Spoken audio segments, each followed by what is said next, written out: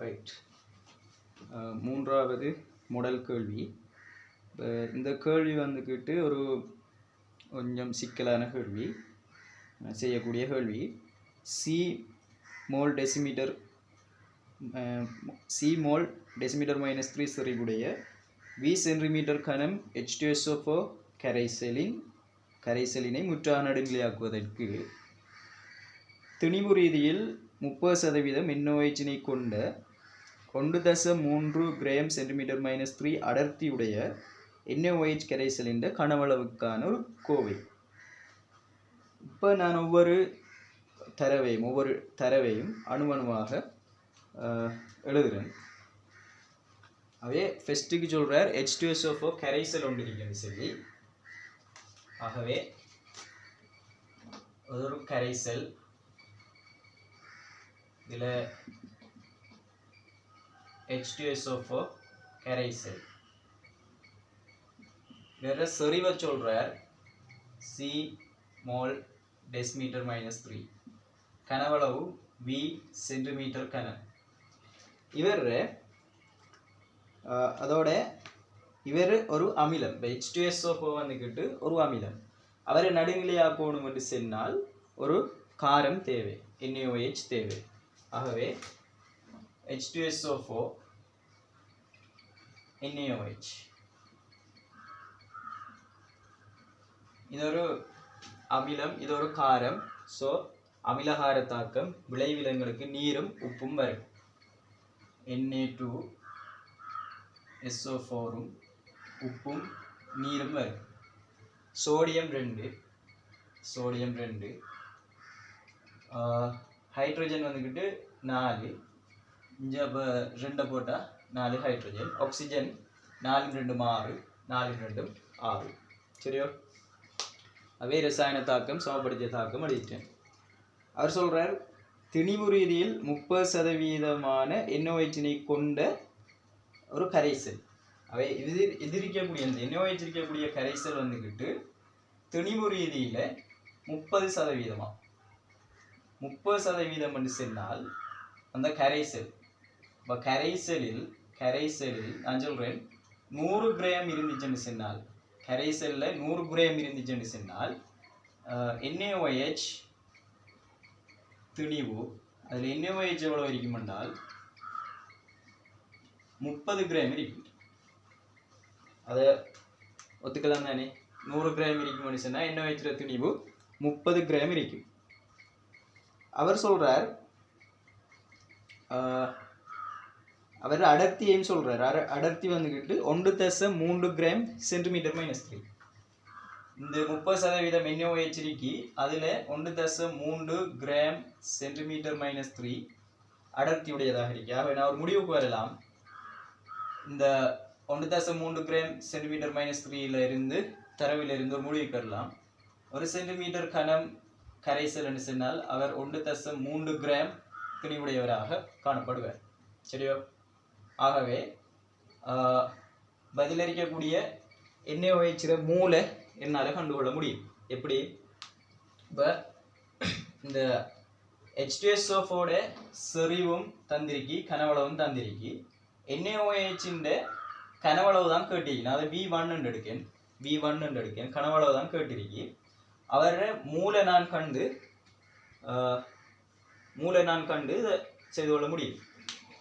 சரியா? இப்போ நான் கேள்விக்கு வரேன். இப்போ 100 கிராம்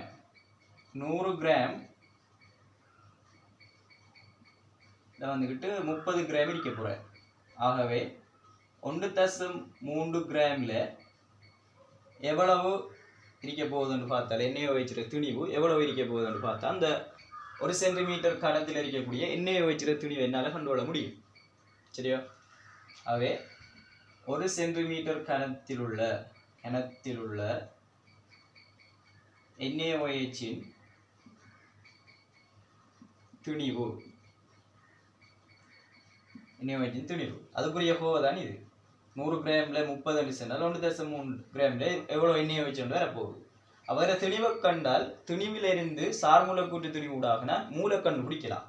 ஆகவே 1 சென்டிமீட்டர் கனத்தில் உள்ள NaOH இன்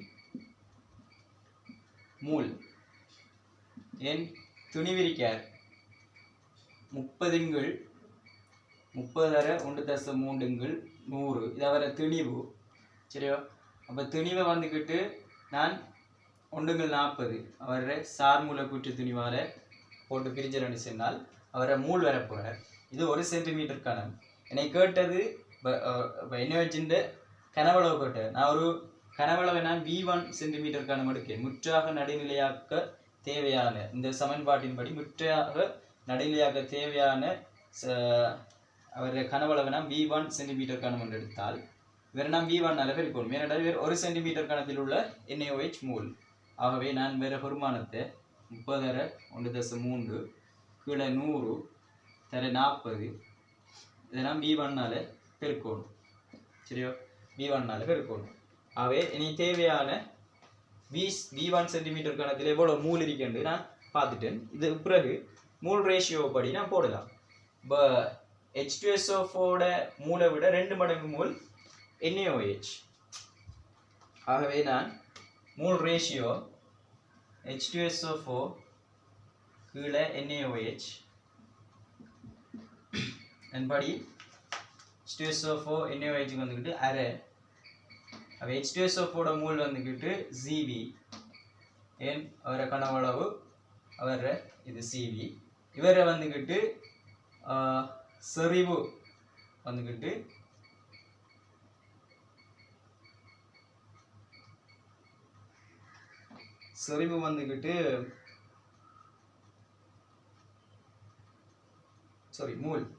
மூல் வந்துக்கிட்டு என்ன கண்டிருக்கேன் NaOH மூல். சரியோ, இந்த பெருமானத்தை எழுதுறேன். V1 தர 1/3 தர 30 கீழே 100/40. ஆகவே V1க்குரிய ஒரு கோவையாக இன்னைக்கு வரப்போகுது. சியும் V1க்குரிய இது கோவையாக வரப்போகுது.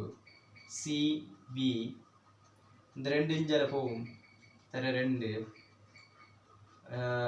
40 மேலே போகும் 140 மேலே போகும் தர 40 தர 100 கீழே இந்த 30 கீழே 30 தர 1/3 தர 1000. இந்த 1000 என்னன்னு சொன்னால் அதை டெசிமீட்டர் கணத்துக்கு நாங்கள் மாற்றுறதுக்காக வேண்டி இந்த இடத்துல 1000 நாங்கள் சேர்த்துக்கொள்ள வேண்டும். தர 10/3 தர 10/3 மாற்றிக்கொள்ள வேண்டும். சரியோ, அதுக்குரிய ஃபைனல் விடையாக இருக்கும்.